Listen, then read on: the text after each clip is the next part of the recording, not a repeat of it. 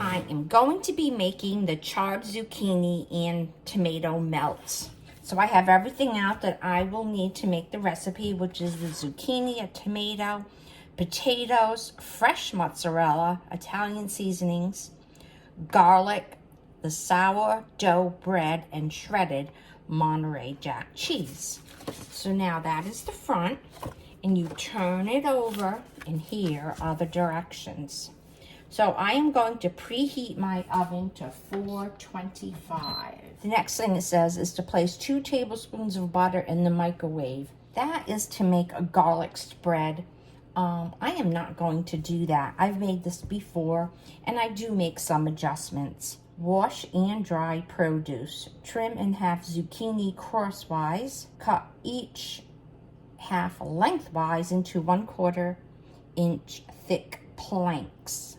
Slice tomato into rounds. Cut potatoes into 1/2 inch thick wedges, and thinly slice the mozzarella. So I'm going to do all that, and that way everything will be here and ready to go. I have the potatoes all peeled and sliced. I'm going to add some olive oil to that. This is the way I always do my potatoes. And it says to add the Italian seasoning, so I will do that. And then shake it up. All well coated. The oven is preheated. So now I have my pan to roast the potatoes. And I have spray olive oil. I always spray that surface so I don't get any sticking. And here come the potatoes, and put them in a single layer. These are ready to go into the oven. The oven is preheated to 425. I will put the timer on for 20 minutes. The next thing is to do the zucchini. Now I have to thinly slice the mozzarella. I can hear those potatoes sizzling. That is done. Now, Lou Ricci gave me a couple of mushrooms to cook up with this. So I shall thinly slice these and put them in that container with the tomatoes and zucchini. And once again, give it a good shake. I would just like to show off my little donkey there. He's a flower pot, and I picked him up this past weekend at a resale store. He's in perfect condition. There are no chips anywhere. So for $3, I had to have him. It says to cook things on a griddle pan if you have one, and I just so happen to have one. So I am going to turn the heat on, and this does take a little bit to get warm. The pan is hot. I am going to take out the zucchinis. Oh yeah, you can hear them sizzle. The directions say to cook until tender and lightly charred, 2 to 5 minutes per side. Let's flip these and see how they're doing. Oh yeah, oh yeah. That looks really good. I'm going to turn the heat down just a little bit. This is a cast iron pan, and it will, once it's heated up, it stays hot. I guess that's what I want to say. Along with this, I am going to put in the mushrooms that Louie gave me to use. Lou Ricci is an excellent cook. Unlike me, he doesn't need recipes. He can go into the refrigerator and just throw stuff together. Me, not so much. I need a recipe. I need the exact ingredients and directions. That's what you get with every plate.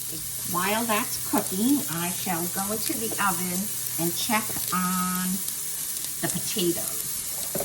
The potatoes are brown.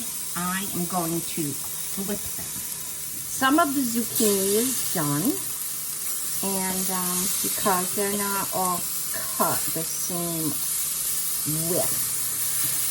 And that is important to do so that everything cooks evenly.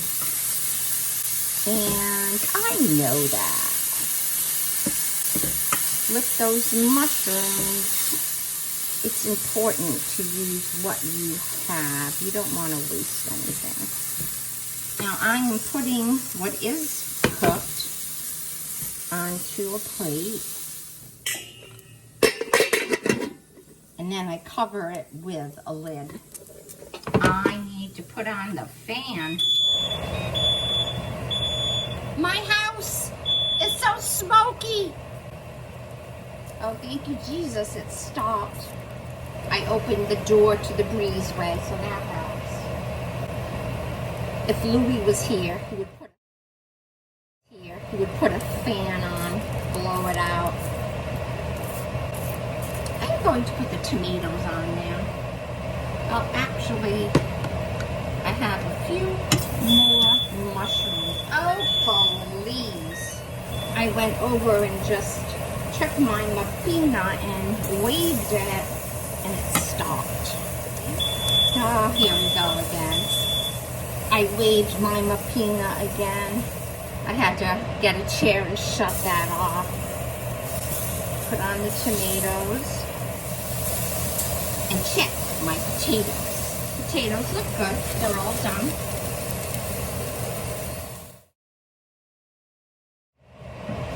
An accident? I mean, a smoky fire? Not a fire, just a smoky. Yeah. Ready to load them up and cook.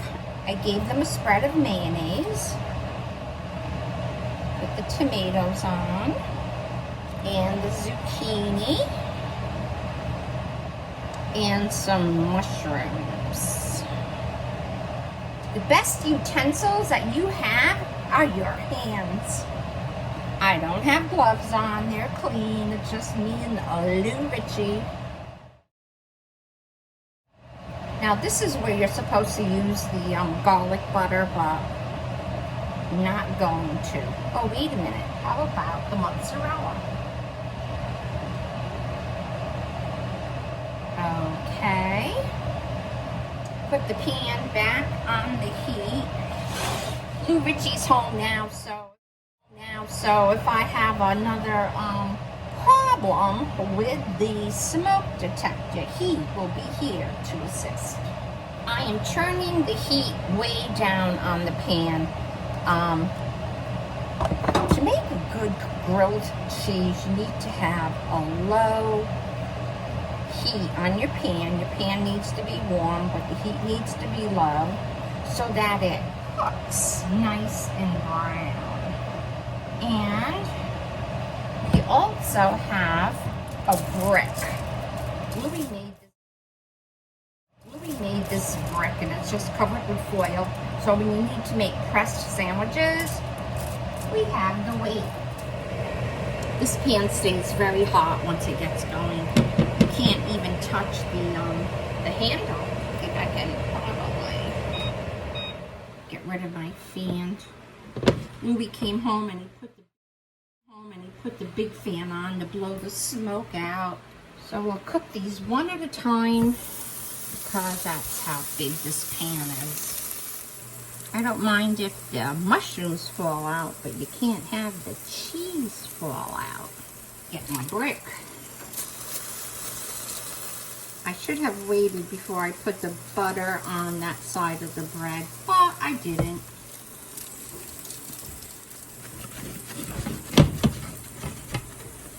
Oh, I think I need your help, Lou Ricci.